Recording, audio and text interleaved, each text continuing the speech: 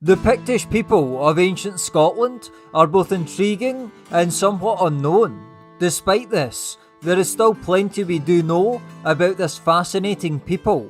The Picts occupied the northern and eastern part of ancient Scotland over 1,000 years ago, with the Latin name Picti, found in documents between the 3rd and 10th centuries AD.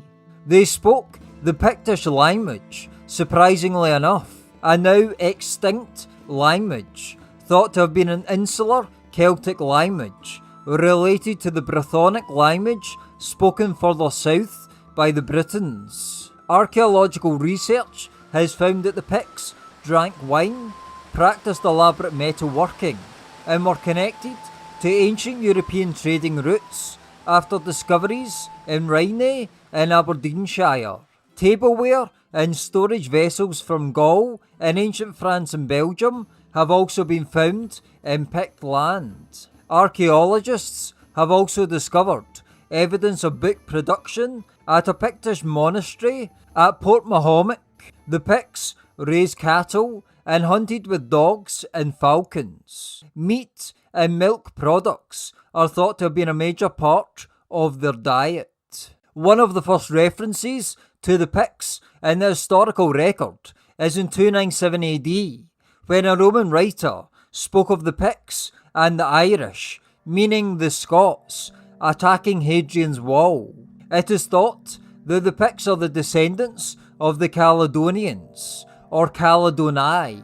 However, as the Picti, meaning painted people, was also a name the Romans gave to the northern people of modern-day Scotland, the Caledonians and the Picts may have essentially been the same people.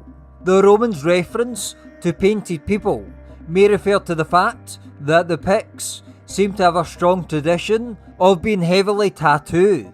The Picts were also known as the Cruithni in Old Irish and the Prydyn in Old Welsh. Unfortunately, we don't know what these people called themselves. That is one of the issues when researching the Picts. They themselves did not leave vast written records detailing their lives. The Picts, however, left us numerous carved stones, which display patterns, animals, and other insights into their mysterious world.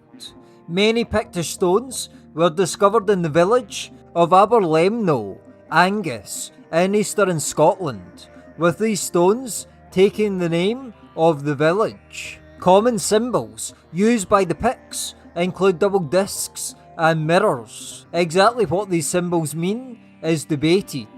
Some theories suggest that the double disc symbolises wheels, such as chariot wheels, or perhaps they are a reference to the sun, which many ancient cultures worshipped. The mirror Pictish symbol is seen by some as a depiction of the soul, or a family tree. Perhaps, however, we are reading too much into these symbols, and most are simply depictions of everyday objects in their world. What do you think these symbols mean? Let me know in the comments below. Aberlemno 1 is probably one of the best preserved Pictish stones we have. The stone contains a serpent, a double disc and Z-rod, and a mirror and comb. A battle scene is depicted in one Pictish stone from the village, with the stone known as the Aberlemno 2. Exactly what battle this stone is depicting is unclear. Some argue that it depicts a battle between the Picts and the Vikings, whereas others argue that Northumbrians are present in the scene. Pictish stones have also been found in Rosemarkie in the Black Isles, with the most famous stone known as the Rosemarkie stone. These stunning stones demonstrate Pictish stone art, and they have been interpreted in a Christian light. The Picts also made various brooches, including the Regart brooch, which was made from silver and glass. In Pictland, it is thought that kingship was traced from the mother's line. Originally, the Picts were thought to have practised a form of Celtic polytheism, where they worshipped various Celtic gods. The Picts eventually converted to Christianity, although the date of this transition is unknown, but it was probably gradually.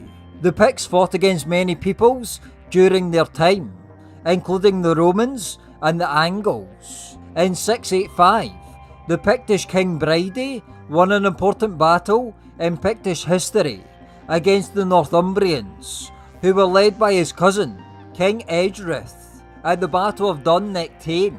It was fought, in part at least, in retaliation against many Picts being slaughtered by the Northumbrians. Where did the Picts come from? In one legend, the Picts were descended from the ancient Irish goddess Brigid. In Irish mythology, Brigid is part of the Tuatha Dé Danann, a supernatural race who are often associated with stories of ancient fairies. Brigid is known to have been the goddess of healing, protection, wisdom, poetry, blacksmithing, and domesticated animals. According to some, Britain gets its name from Brigid. Other origin stories of the Picts suggest that they originally come from Scythia in Central Asia, around the Black Sea and the southern Russian region, and initially conquered the people of ancient Scotland. It is interesting that Scythia is mentioned in some origin stories of the Picts, as the Scythians are a people I have made a video on previously, as the Declaration of Arbroath mentions Scythia as the origin of the Scots. The reality, however, is that we are not sure where the Picts came from. Were they indigenous people of the land or foreign conquerors? Let me know your thoughts in the comments. The Picts eventually merged with the Gaels and became assimilated into the Gaelic culture, with the adoption of the Christian religion occurring as part of this process. Pictland gradually disappeared, replaced by the Kingdom of Alapa or Alba in 843 AD, when the Picts and the Gaels, also known as the Scots, merged into one kingdom.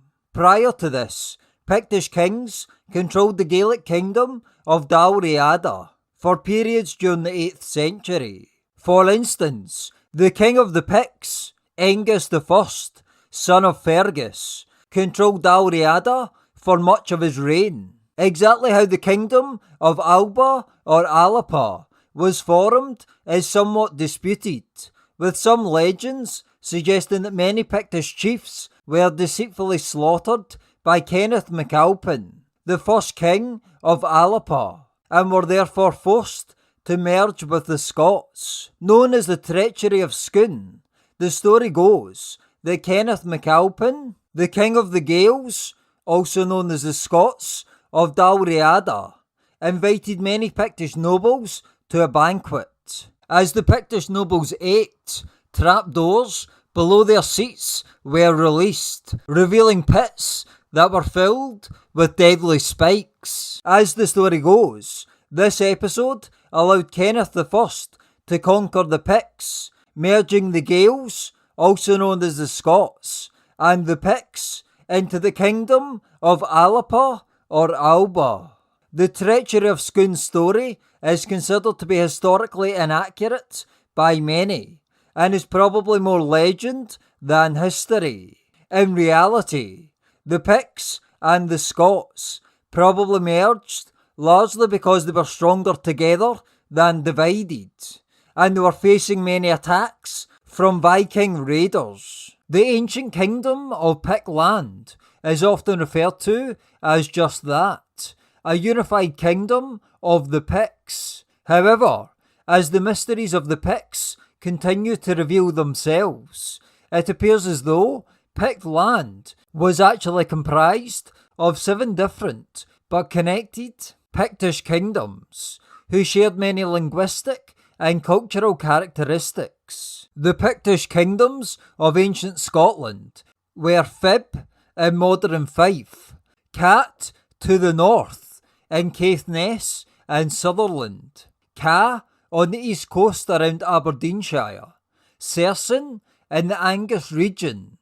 Fiddoch around Inverness region, and Fotley around the Perth and Kinross region. The 7th Pictish kingdom was Forteux, which is thought to have been situated around Moray in the northeast of ancient Scotland. Forteux, however, is often used interchangeably with Pictland, perhaps suggesting that it was one of the most powerful Pictish kingdoms. Exactly when these kingdoms arose and for how long they survived is largely unknown. The first reference to Forteux, however, came from a Roman writer in the 4th century AD, who referred to them as the Verturions. It is thought that Venturion came from the Brittonic root vertebra, indicating that fortress people is how they were referred to. In Old English, Anglo-Saxon sources refer to these Pictish people as the Verteras. In the Pictish Chronicle, which is a loose historical account of Pictish kings, the 7 Pictish kingdoms are said to have been founded by the 7 sons of the Cruithni. The Cruithni refers to a people of early medieval Ireland who occupied a territory centred around Ulster. This has led some to argue that the Picts of ancient Scotland and the Cruithni of ancient Ireland were connected in some way, although this is debated. We do know that the Cruithni was, and still is, an Irish name for the Picts. In a religious book written between 697 and 700 AD, called The Life of Columba, the author records how Columba baptised a man called Brannan, who was described as the chief commander of the warband of the region of Ca. There are still references to the Ca in Scotland today. The Benahee mountain range in Aberdeenshire, for instance, means the mountain of the people of Ca. In Irish sources, the 7 Pictish kingdoms were said to have been ruled by hereditary chiefs or kings. It has been documented that the Picts most likely traced the hereditary line of kingship through the female line. In the early 6th century, the 7 kingdoms of the Picts are said to have merged into 2 larger kingdoms, known as Southern and Northern Pictland. In the centuries to come, the Picts increasingly came under attacks from a seafaring people known to enjoy raiding. In a future series, I am going to focus on the Viking raids against the Picts and the other people and kingdoms of ancient Scotland.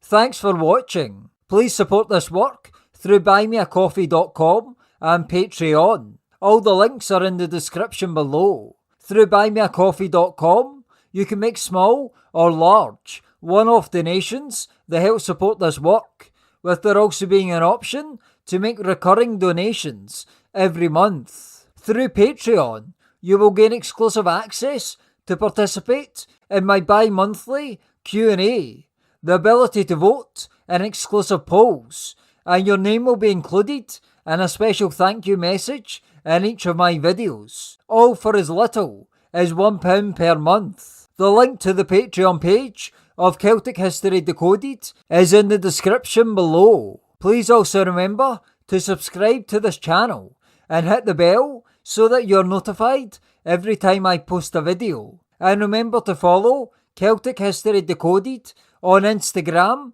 and Twitter. If you're interested in history in general, subscribe to my other channel, History Decoded. Thank you, speak to you soon.